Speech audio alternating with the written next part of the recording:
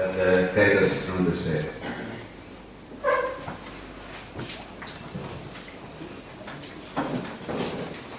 Thank you, Mr. Chairman.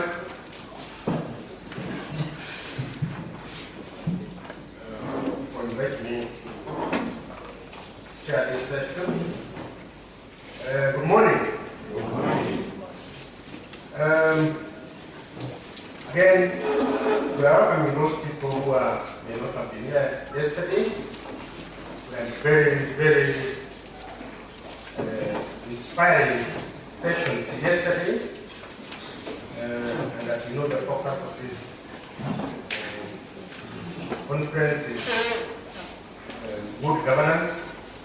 And we were told, I think what I picked from yesterday's session is that there's a correlation between good governance and economic prosperity. And we ended up yesterday's session with entrenching ethics and good governance in public service. This morning we are focusing on governance, good governance in the devolved government system. I believe this is very exciting, and we are privileged to have a distinguished guest speaker lead us on this. And I think as a normal practice, the speaker will also have an opportunity to interact with what the speaker presented. So, delegates, I want to introduce the distinguished speaker to you. Yes, Professor Wainaina Gituro, who is a holder of agricultural economics, holds a master's in business administration, bachelor of education, and is an associate professor in the School of Business in the University of Nairobi. He has extensive working experience in organizations and the World Bank, where he was a senior education economist. ICPSK International in Kenya, where he was the regional coordinator.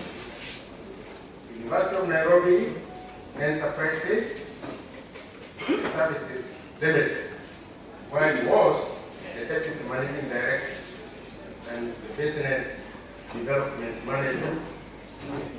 He has also served as a board member of the Capital Markets Authority. Professor Gituro is currently the Director of the Social and Political Pillars, the Director General of the Kenyan Vision 2030 Delivery Secretariat, and I'm board committee member at the management of University of Africa. He is research interest areas. His research interest areas are food security, water harvesting, and management, financing of education, and the capacity development of effective implementation of the Kenyan Vision 2030. I believe credits, we are going to have a very interesting presentation by the professor, and maybe for me, I'm looking forward to hear how good governance is entrenched in the vision 2030. delegates, and we welcome Professor Gituro.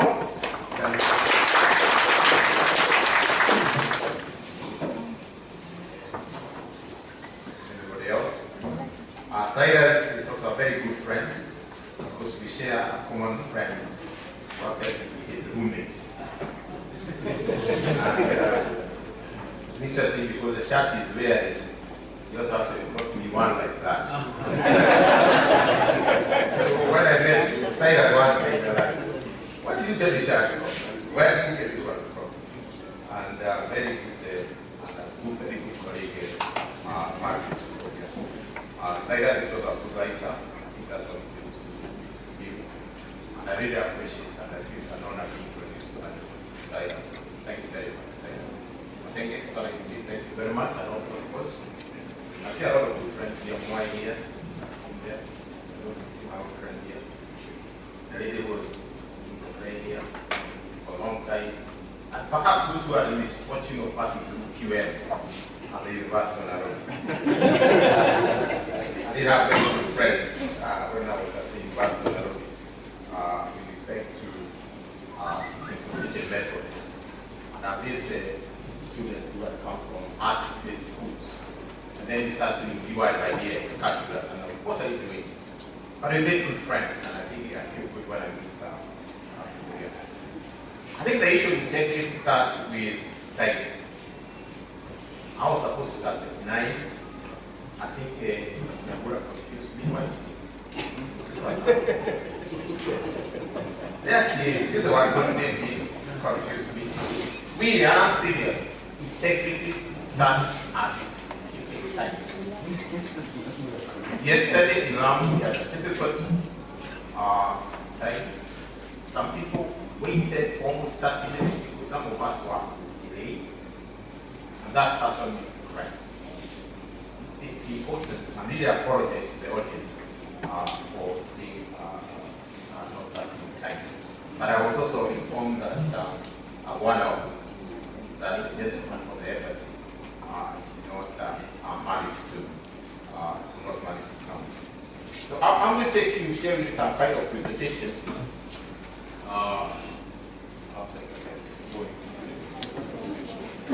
If you can actually remember that, I was actually the president to hire you.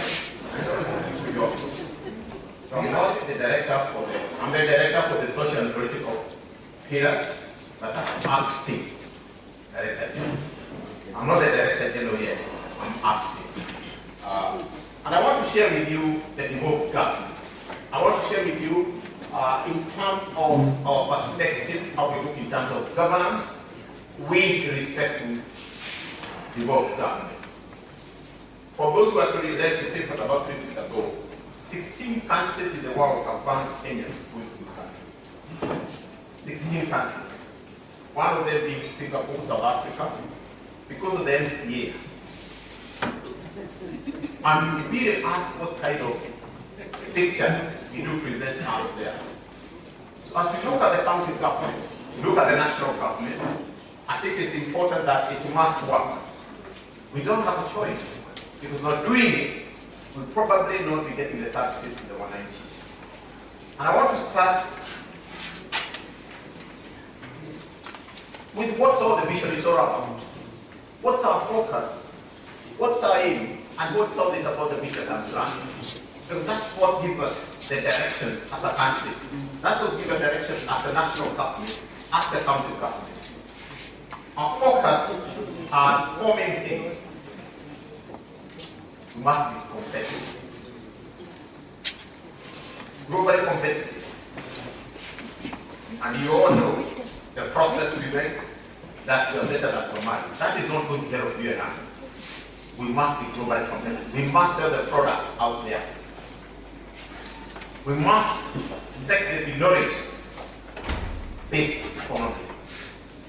And I think when I look at the East, and I was talking to Nyamura this morning, and I was saying, and Duarte is also there as part of it.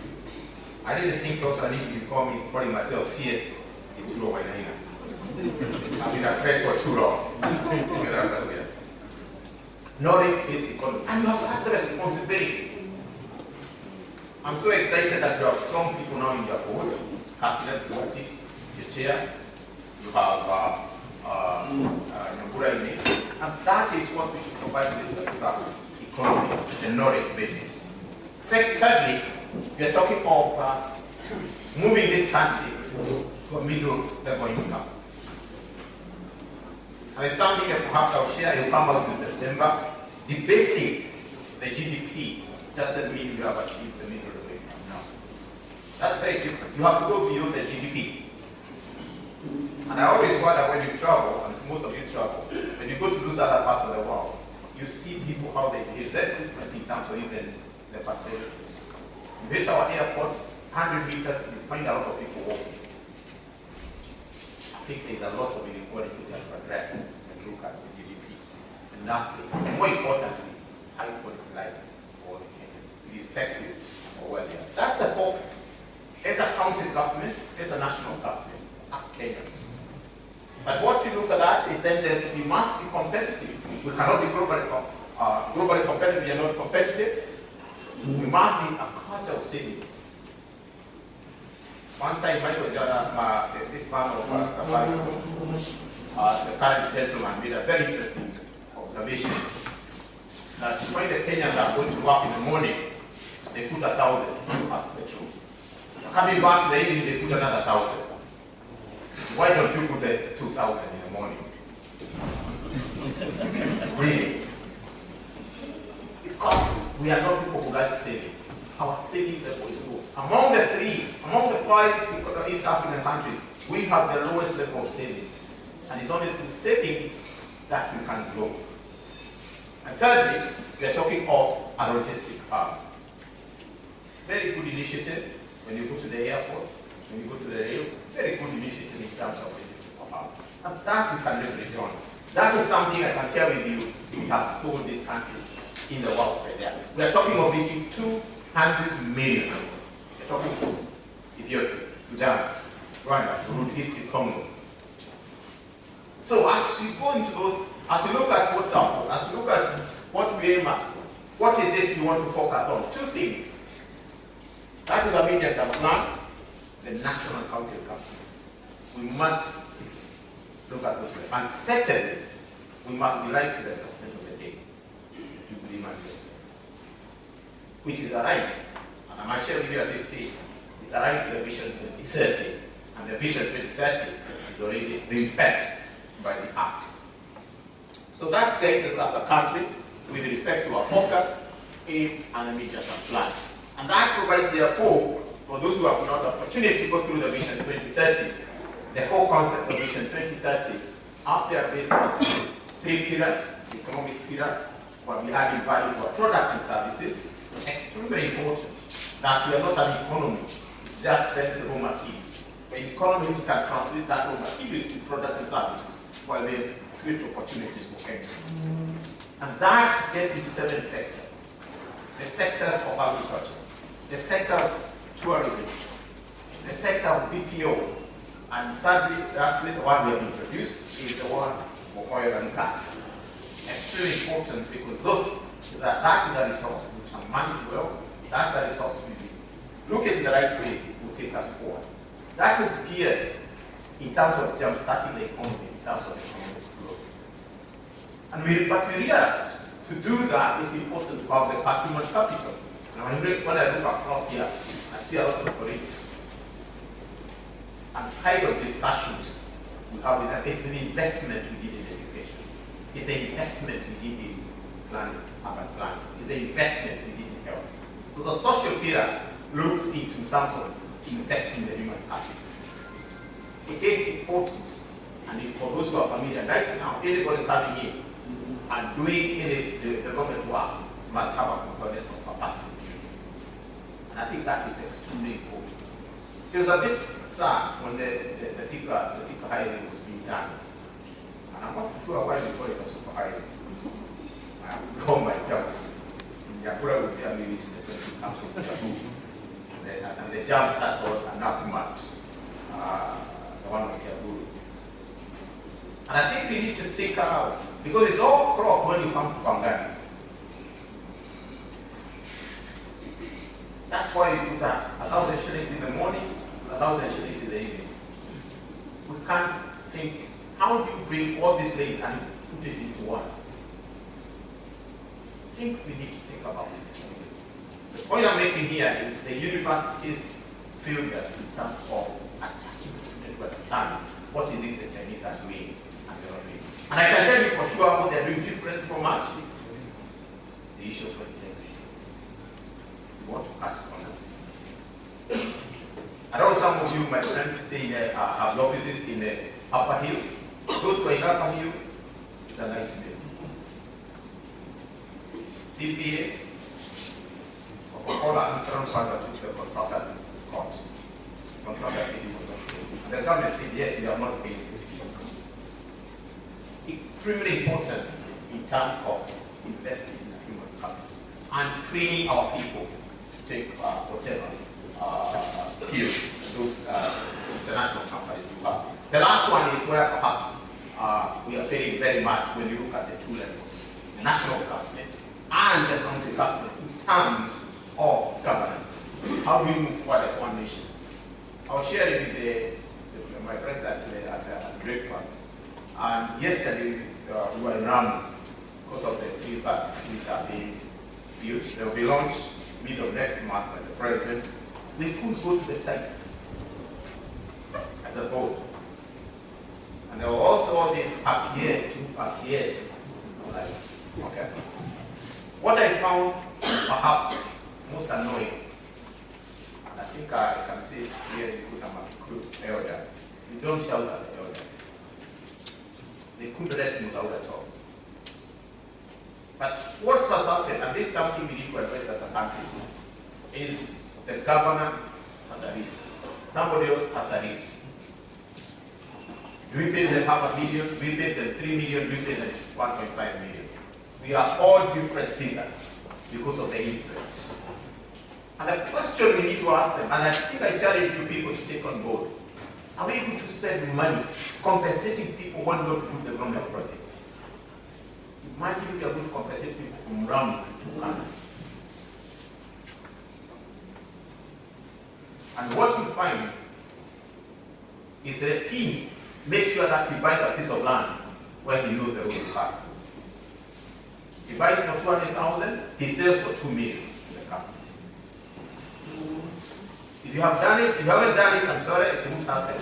You are going to do the profiling, get the cost of land. If it's 200,000, you buy 10 acres, you'll be sold at 200,000, you sell at 12,000 to the company.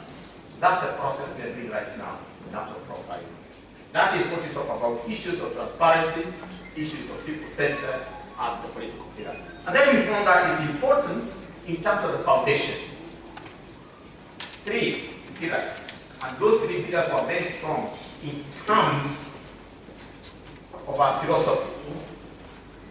The Father, the Son, and the Holy Spirit. The 3-legged stool. We had difficulties. People say we want the environment to be a pillar. We want gender to be a pillar. We went to the 3 of them. Then that stool had a foundation. That foundation is our members. We're talking about infrastructure. We're talking of the rail. We're talking of the ICT. And lastly, and I think this is what really concerns us, that's the elephant in the room. I can show us that is the elephant in the room. What is the soft part of the vision? What is the soul of the vision?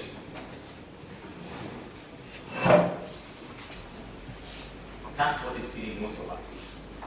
And I can bet if we can do this, we can have values, we achieve this in the next 5 years. I always carry this argument that you employ, people are being employed today are from 2 tribes, the Kikuyu and the Caribbean. Because the deputy president is a Caribbean, the president is a Kikuyu. And if you look further, central government has frozen employment. Employment has been happening at the companies. And a politician will get there and make that statement. You and I will carry that message. And I think I told you responsible myself, we must tell our people, no, that's not the picture. That is critical, either as individual, as institutions, as a country. Now, if you look at the medium term talk about transforming is the pathway to devolution. Socio-economic development, equity, and national unity. That's what we're focusing on. We found that devolution is so important to take this up to the people. We found the issues of equity, inclusiveness, and the national unity become extremely important. Devolution, making work, everything we do, we're talking strongly that devolution must work. And that is going through ensure accountability of government is brought to the people. You're talking of empowering the citizen. There must be a socio, political, and economic development. And there must, and the Constitution is there very clear, in terms of their rights. But I think we also need to be extremely careful.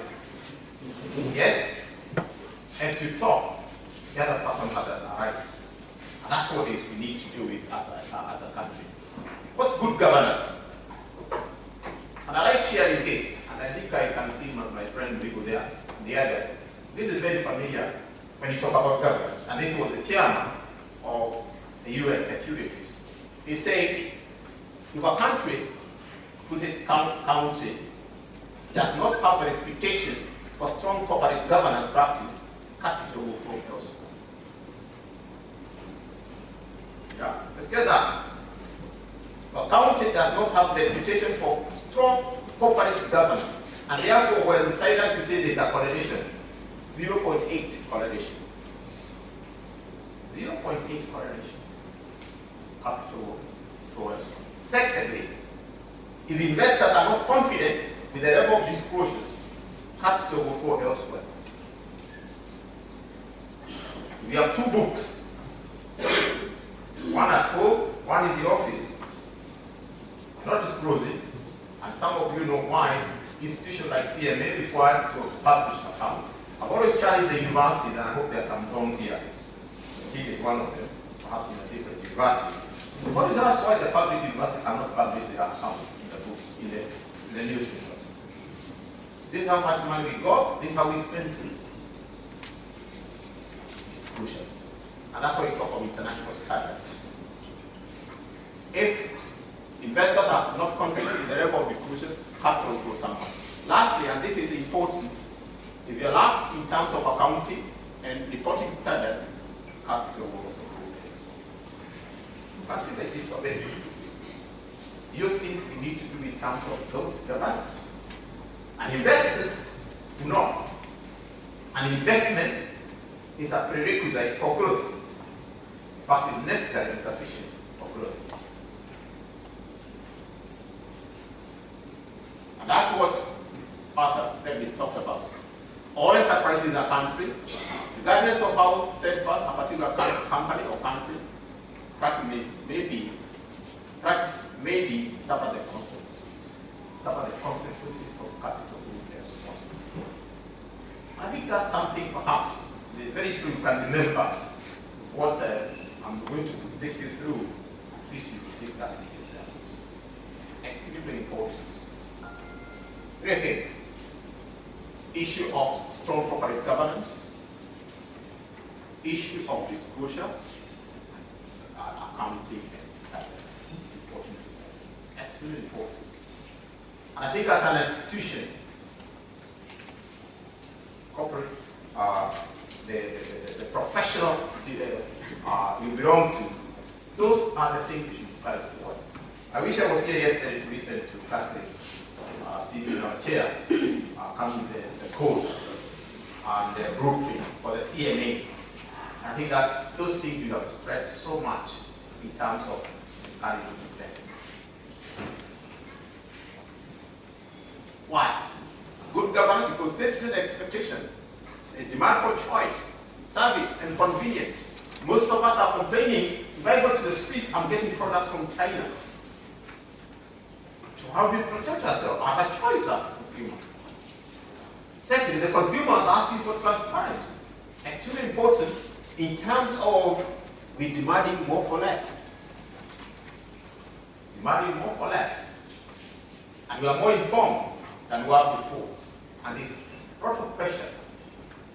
A lot of pressure. And I think we do have resources. I strongly believe siders and the others that we don't need to borrow anybody. If we can utilize the resources we have, very prudent. We don't have to borrow at all. One of the functions I don't go and you put me, I'll deny, because it's not evident at all. I'm very hesitant to go to presidential functions. Very hesitant. Because they'll say you'll come at 9 and they'll come at 12. I never imagine all that good waiting from 10 and somebody comes at 12. Our productivity is 12. The worst you can get is 14. Singapore is 3. The best you can get is 1. So saying I'm supposed to start at 9, you can imagine it because 30 minutes, translate that into productivity. Translate that even into governance, good governance. We must address that. There's a lot of pressure to use our resources more efficiently. One thing we do in government is very interesting. When we travel, and we all come into the same compound, we use different vehicles. Because we must be used. And you have happened in Nairobi, we are going to go all the way to North Beach. Why can't you take a bus? I strongly believe I'm white, but a lot of resources only that gives me the money. So what are the strong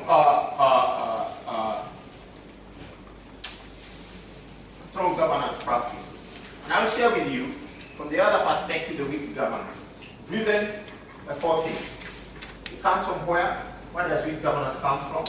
And particularly we are seeing this happening at the county capital. How does it affect sustainable development? Who are the players and what are the factors? That's what driving what we call weak governance. And you don't have to be told of good governance. You can see it and you can feel it.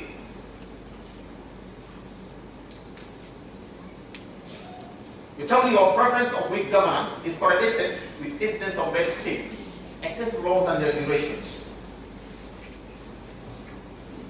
You come to the airport, you ask your ID, you don't say no, just I need the ID. You tell what? I was a month ago, I was in Fort Myers, Miami. And as you step out of the airport to the plane, they actually don't ask for any document, just your ticket. And they don't take you through that machine. What they have is a dog. Because a dog will never be compromised. Seriously. I found that very efficient, and I found it very, somebody started me take out your belt or whatever. The dog was very free, and he actually went around, it was going through the bags, and then we walked. Minimum. But extremely careful. I can tell you for free, one of the most important airport is Frankfurt in Germany. You're not in a hurry. You can use nicely. You say, no, I'm getting late. And you say, why did you come late? And he doesn't talk anymore. When you get a system, when you have excessive laws and regulation, it's actually a preference of weak governance.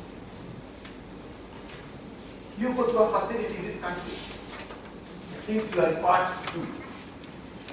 I hope with the Umoja Kenya, you get one card which gets all your information. You get your driving license, whatever it is, it has all your information, it has all your data. I don't know how some of you keep your numbers with a credit card.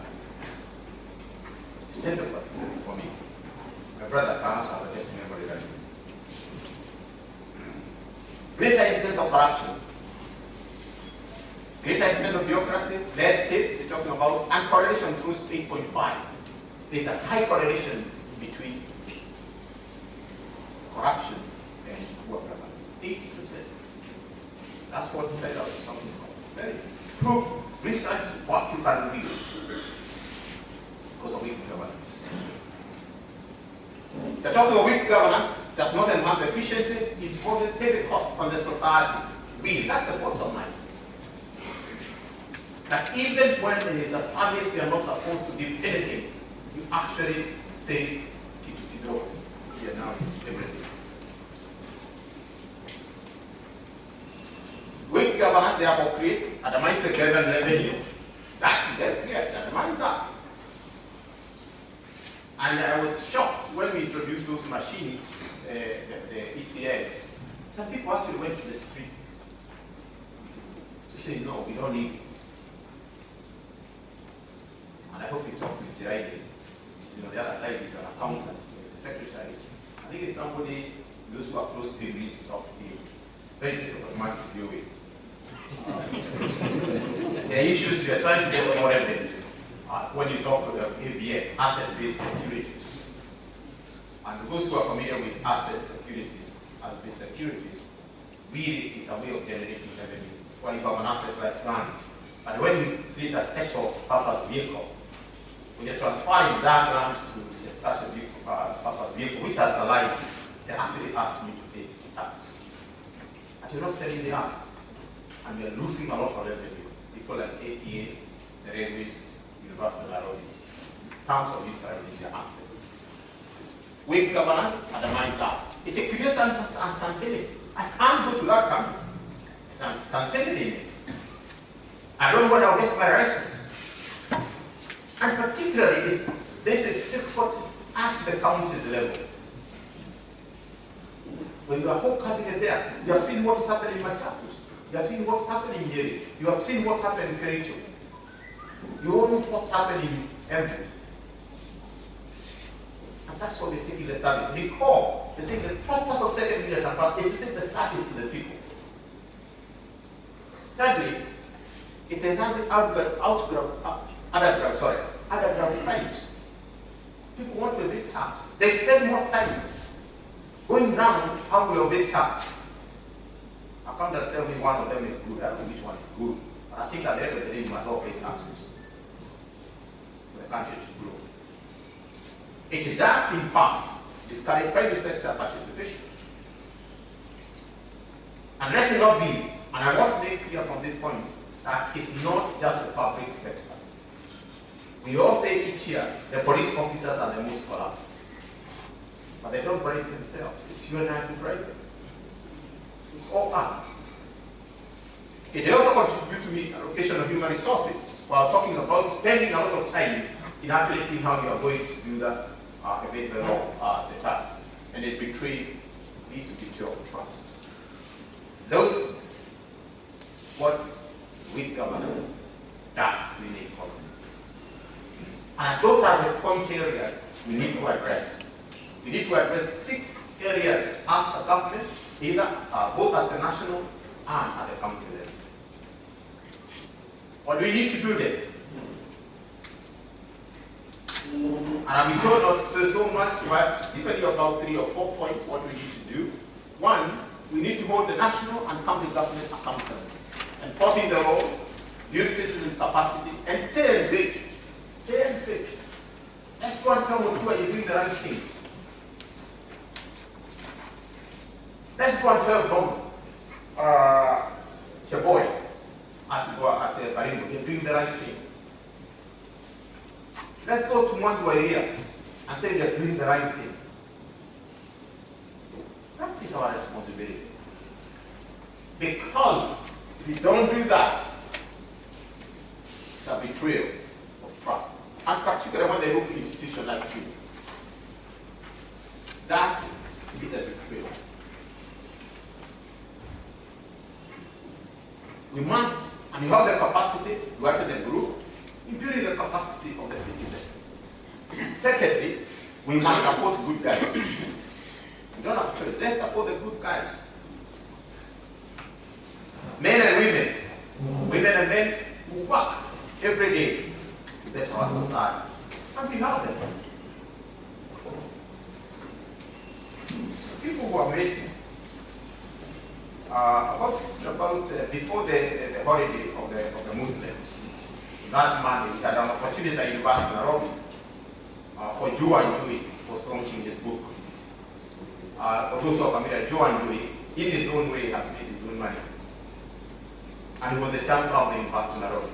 And he set aside, every month he was being paid a stipend of 100,000. He set aside to educate the most brilliant girl from poor families doing science. for about 8 years. When he finished his term as the chancellor, him and the family contributed 10 million in an account which earned interest. Back to my roots, entrepreneur, an African and the native the entrepreneur, all the proceeds goes to that foundation. Those are the people we need to support. And even you and I, in a small way, how do we support? We must get ourselves to support. The people with high standard of integrity. I don't know whether it's somebody who can remember this kind of person of high integrity. I had one very came in mind called Professor Mukulas. Professor Mukulas, for those who are familiar, refused to take the job as the central bank governor. He was so far over, he went to Botswana to work. He's back now teaching at Marseille. The reason why he refused to disclose to us after that regime has been gone is because he knew he had no independence at all in running that institution. How many of you will sacrifice a responsibility like that? How many of you will say, no, this is not right? I don't know how you deal with it. There are some crooks who are on 19th floor at the NSSF building. Some of you have been called. They said, those about you, there's something wrong about you. They complain, somebody's complaining, they have been calling me. They know when you get to highest position, they start calling you. Your staff have eaten something, then you ask, my God, what am I going to start after you go to casa? At the end of the day, they ask you to be paid. And last week, I think I got annoyed. This week, actually, Tuesday. And I told them I don't care. Whatever I've been eaten by the students, I like going through the law. The only time I've read is once in my life. I confess like this. And it was very far. It doesn't matter if it was, of course. It was at Lagos. Lagos is a care. And it was true. They actually messed up their person. So I just put $20 and had to leave. The reason being, and I'm not justifying it at all. For those who are familiar, Lagos is very humid, isn't it? Power kept on going. Noise. But that was not a reason to do that at all. I had no reason to do that. Let's be people. Support people by study. Commitment to improving people's lives. That is important. The commitment. You and I, God has blessed you. You and I have something to eat. This breakfast, you can see a lot of people eating living food there. Even if some kids there. I think that is important. Thirdly, we must create transparent and openness in supporting in government spending. We must take the culture of participation. New Zealand is a pioneer. And know why when we come to the issues of corporate governance, New Zealand, Sweden, they are top 5. If we perfected this long sometime, early 2000, and has a transparent budget. We managed to do that in the counties. I think that is extremely important.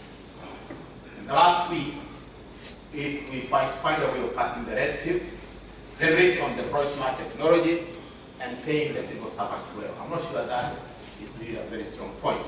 But we must try opportunity to eliminate regulations that lead to corruption. We must get at why we make it cashless as much as possible. So there is no interaction with the cash. We participated, and I was fully engaged in Kiambu Council. We wanted to get somebody as the governor. At the end of the day, the money the person had to deal. But one of our key was to make that county cashless. And I think it's something as an institution, as a professional body, how do we help the government make that cashless? That's why we are doing it in procurement. And I can tell you, procurement has taken so long to where it is because of the private sector. The private sector has refused procurement to be computerized. Is the private sector actually saying no? And I can tell you an experience I have, maybe I shared with some of you.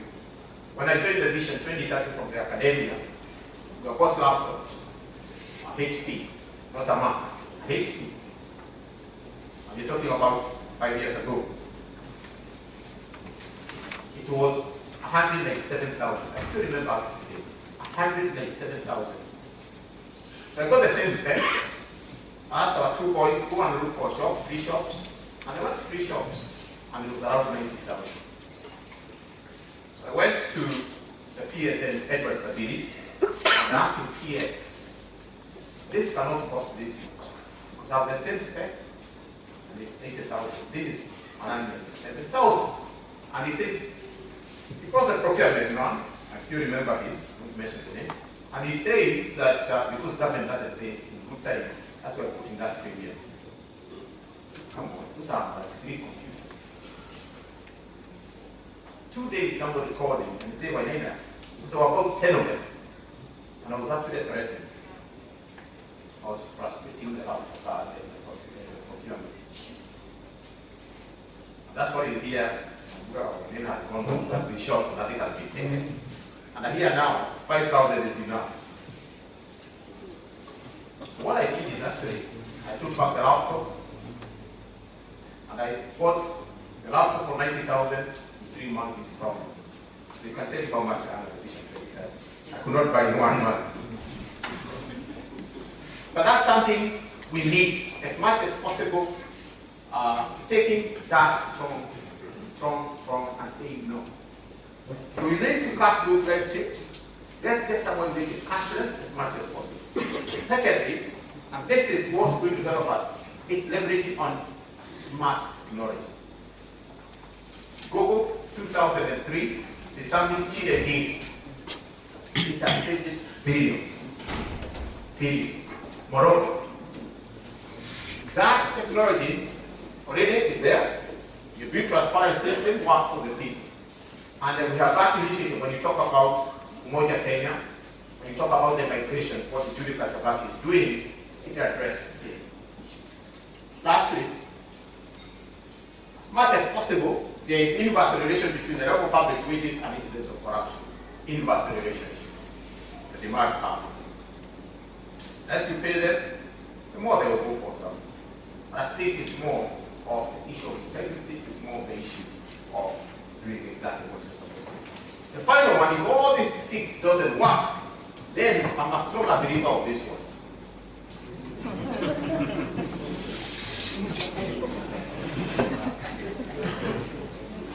If it doesn't work, I was actually being a bit modest. I actually wanted to get somebody harmed. Serious, and I'm serious about that. Somebody with a rope. And perhaps I will not be tired to share this. I will maybe share the confidential when that I'm meeting with the professional. And when we went to Malaysia in June 2010, I still remember because it was a World Cup. We took a flight from Bangkok to Kuala Lumpur. And one of the announcements in the plane was if you have drugs living in the plane. So I will go the plane. And surely if you go to Singapore, you go to China today, or Malaysia, they'll kill you. And I've shared with my friend the team. I don't see why we cannot shoot about 3-4 people. I'm serious with this one. Seriously. And my former supervisor, Ibaki used to say, I should not say that. And I would say, if you shoot 3 people at the road park at about 2 p.m., with all the national TVs there, the third person will think twice. I think we have power, strong nation. Is that easy? How do you deal with it?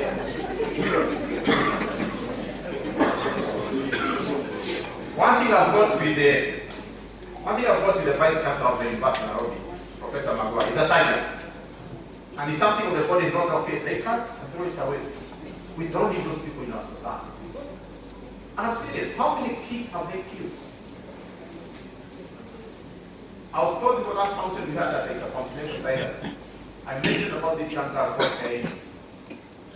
I talked about it. I didn't know the father was in the audience. He walked out. The father was there. He walked out. What would your backyard today? Because you're messed up here, you're on the road, someone hits you and you die. This gentleman who went to the UK, how long did he take to be jailed, to be there? Very short time. What is name? Businessman. He's in there for 8 years. Here we have never taken a knee. We waste a lot of time. I think the best thing is to deal with this with people. In conclusion, we need an approach that focuses on changing rules and incentives, and that must be accompanied with harsh punishment of regulation of rules. Now, two is about you go next door here to Kagame, very clear in terms of that, related to the rules. The consequences are very clear. There's no beating the bush. I was shocked one day listening to the Chief Justice, Tunga. I don't know what he was, and I was saying, all these people have rights, even rapists have rights. Really? I'm sorry, you say yes. What would you do? You found that fella taking your daughter. Who cares? Let's talk about you have rights later on.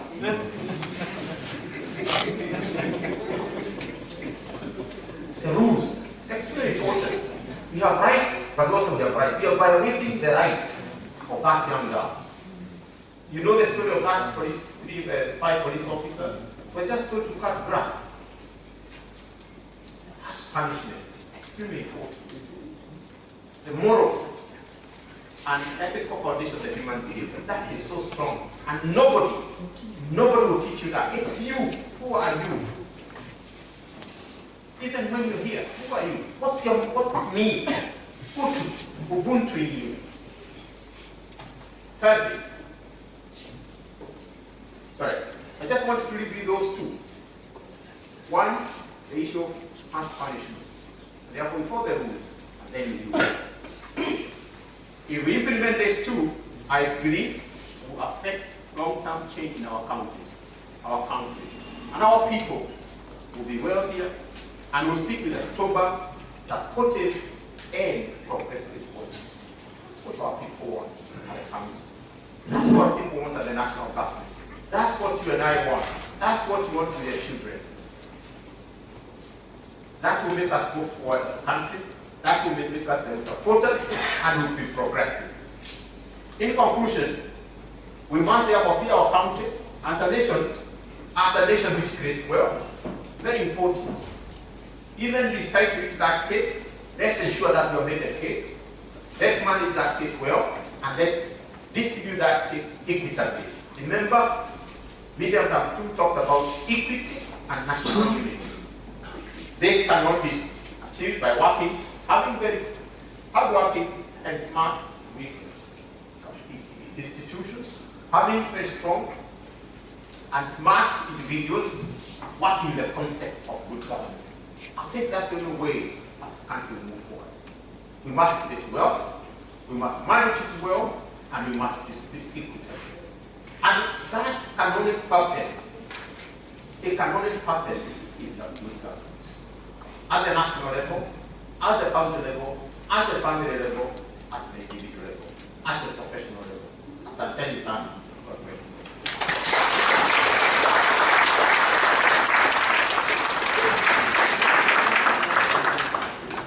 Yes, integrity is ourselves.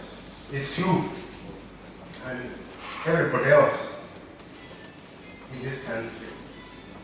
So we devolve governance or integrity to the county firstly through ourselves, isn't it? Then he added another very important element: time management is one of our greatest resources which we misuse. Well, that's what I am. And since I know Professor very well, as he mentioned even himself, wherever I have been with him, he talks about integrity. Integrity. want to know what good governance is, let's go and find out the definition of interpret, which we ourselves can now practice to ensure that we have good governance, not only in our institutions, but in ourselves. So, ladies and gentlemen, this is the opportunity now we have for interacting with the professor. Those who have not agreed with him in what he has said, those who are not convinced, please, let's hear your comments, your questions. My name is Kelvin Mwai of Nyandarua County Public Service Board. I first want to commend Professor for that good presentation. But I sincerely feel that probably we have had enough of all these things. I will not pretend to speak for all of us, but I think there is a category of citizens who have had a lot about all these things, from commissions, objectives, what is supposed to be done, what is wrong with Kenya, what other countries have done to be different from Kenya. I think so much has been heard of this until some of us are getting a bit tired. I think the other side, with all due respect, I think I would have really loved to see what has been achieved so far. What has been achieved so far. Because Vision 2030 is in good books, is in good laws, is in good, even the staff is written in very good material. But what has been achieved so far, I think I would have really loved to see that. This far, what have we achieved? And what are the timelines of achieving that which we target to achieve in the next, say, 3 months, 1 year, or something like that? Now, I also always feel that there is a serious disconnect between the economic elites of this country, what I would want to compare with generals in a military, and the foot soldiers. Because the elite, the economic elites up there know very what is supposed to be done. They know what was supposed to be done yesterday. They always know what was supposed to be done last year. What other countries have been doing and we are not doing. But if you stop the ordinary citizen in the street, they will not tell you even what Vision 2030 is all about. They will not. Because they don't know. They are ignorant. Nobody is paying attention to them. For countries like Malaysia, Singapore, some of us have heard and read that there's a time we were at the same economic footing. But they took off when we took backwards. And yesterday we saw the index there. It's like we are still going backwards. And economies are driven by the critical masses. Sometimes even cultural development, economic development is about the cultural setup of a people. Even in political science, some of us read a lot that in most books that development begins in the mind. It begins in the way people think, in the mind. But if the ordinary critical masses in the streets do not know what is happening, they are used to a culture that is breathed down upon them by the elite of the society. I think then Vision 2030, like somebody said, may end up being Vision 2020, or not at all. With all due respect. So then finally, maybe there's something else I wanted to say that is brief also. Like before we start shooting people at Uhuru Park, where was it? How many have we jailed fast? See, like Ketan Somalia has been loading in this country economically and all those corrupt and everything. But he goes to another country and is jailed almost the same day he gets there. we have to begin accepting some of these painful realities. Jails in Kenya are for the poor, are for the weak in society, are for the chicken thieves. They will be taken there to rot there. But for the corrupt desires of this country, we glorify them. We glorify them, we celebrate them. How many strong people have we jailed in this country? How many of those who have destroyed our economy have we jailed in this country? I think you made your point. Can we allow someone else also to raise? Oh, thank you. I know it gets a bit short of time when some of these things get. It's okay, I know, I'm used to that. I'm used to that, and I think I'll rest my case there. This is your name and... Yes, the Chartered Secretary John Karanja also wears a t-shirt here. He's the chairman of the Protective Security Industry Association of Kenya. I may bore the delegates here by appearing to be repeating what my friend from Nyandarua said, but I want to recite a little experience. About 6 years ago, there was a launch by the United Nations of the MDGs, Millennium Development Goals, and I was invited to that launch in a different capacity, and the chief guest was one Nobel laureate, our late Ongari Madai. And I rubbed the UN official the wrong way. I was later to realize when I expressed cynicism, doubts on the possibility of attainment of Millennium Development Goals next year now, 2015, because of the very many hurdles that I could see in front of us, particularly in this part of the world. We have hardly 1 year to the MDGs. Fortunately, we still have 16 years towards Vision 2030. But once again, let me rub where I rub the wrong way, like my friend from Nyandarua, because I paid for rubbing that UN official the wrong way. He came back to be very violent. He said, you should never have said that in a conference like this one. But I did express my reservation. I'm expressing the same reservations because, in my view, this country is developing in 2 or 3 different parallels. There is a line in this country that is already fully developed. They are already past the Vision 2030. There are others coming down the middle. And there are those, sadly, in my view, the masses, the majority, who may not get there in Vision 2050 unless something very radical is done. In a function recently, I said we need very strong, structured, affirmative action to lift the masses who are lagging behind by taking it from those who are at the top to lift the masses.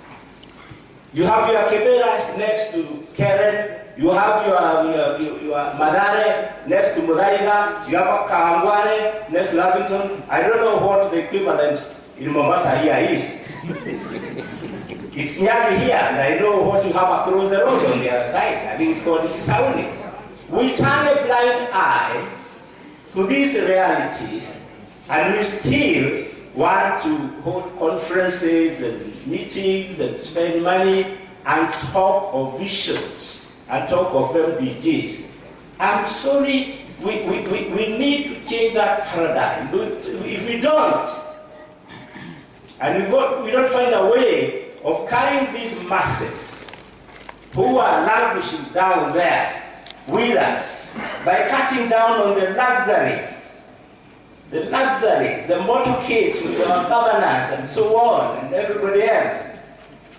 If we don't, again, let me rub whoever I rub the wrong way, I don't think we are getting there. Thank you. Thank you, Manager. ICPSK Mohammed Chairman Emeritus, ICPSK. Mine is to give a solution, not complain. I was privileged yesterday to find this book yesterday, out there, The Art of War by Sun. I want to support the position that we need to shoot some 3 people as suggested by the able speaker. That is my contribution, and I have empirical evidence. Thank you very much.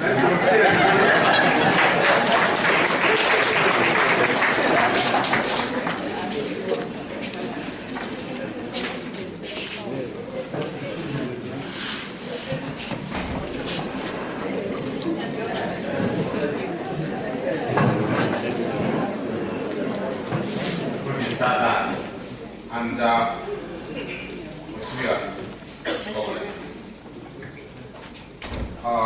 Mwai and John, I like your approach, Mwai and Karanja. Mwai called it Vision 3020. Mwai called it Vision 2050. These are very good dreamers. Seriously. They are seeing far than you and I.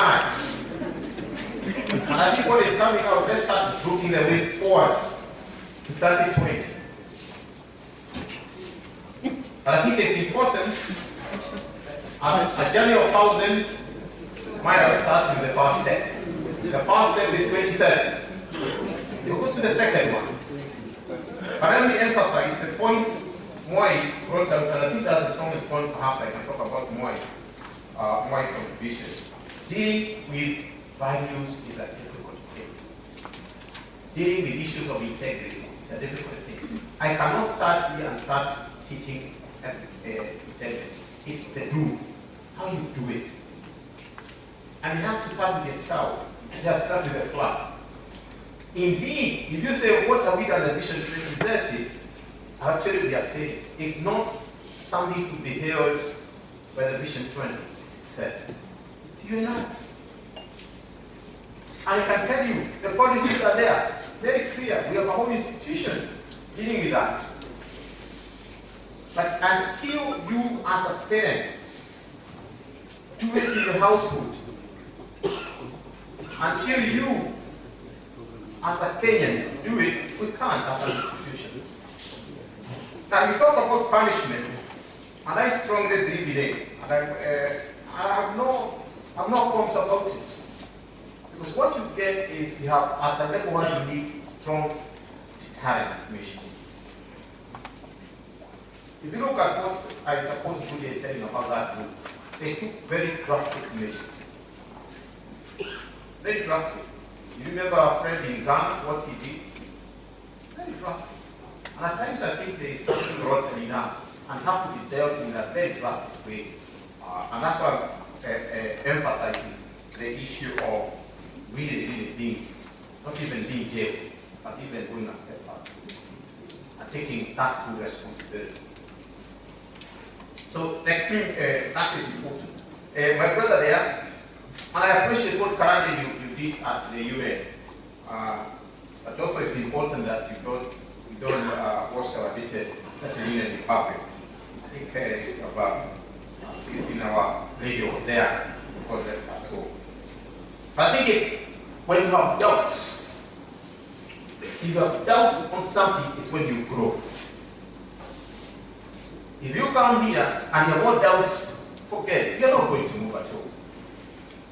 It's through challenging, it's through doubting that we grow. As a people, as a nation, and we talk of paradigm shift. If you look over history, it's people who challenge the norm. It's people who are cynical of certain things. So in terms of point 2 of you raised about the economists, the economic elite, the one you see the bottom 180. One of the things, as a secretariat, we are good doing, and what is very strong with the counties, is to cascade the vision to the counties. I already had discussion with the governor. How do we bring it to the county? We did the FTP2, we found the project. How do we manage that? We already started with the governor of Taita Taveta, we have started the governor of Machakos. Good and then you need to support. But as a vision secretary, and you're right, in those economies where they have adopted those visions, then to the grassroots. That's something as a secretariat. That's something I'm willing that in the next 1 year, you people can judge me as the acting director of the Vision 2030. Not going to the TV, no. And I will not go to the TV. I'm a very shy man in terms of talking to TV. With respect, and I have all due respect to the radio station and the TV stations. When you get activists in discussions, my professorship tells me no. So I like something more structured, and we can engage more painful in terms of discussions. And I tell you, hold me, I'm sort of the team inviting myself, hold me responsible for the next year, and I'll tell you how far we have taken the vision to the countries. I think that's what I can respond, unless Mohammed has something to ask. So my good friend, Mohammed. Thank you very much. The chairman of the seminar, some announcement to make. And thought we would have the question also from a lady, but I think the lady seems satisfied. So, can we, ladies and gentlemen, for our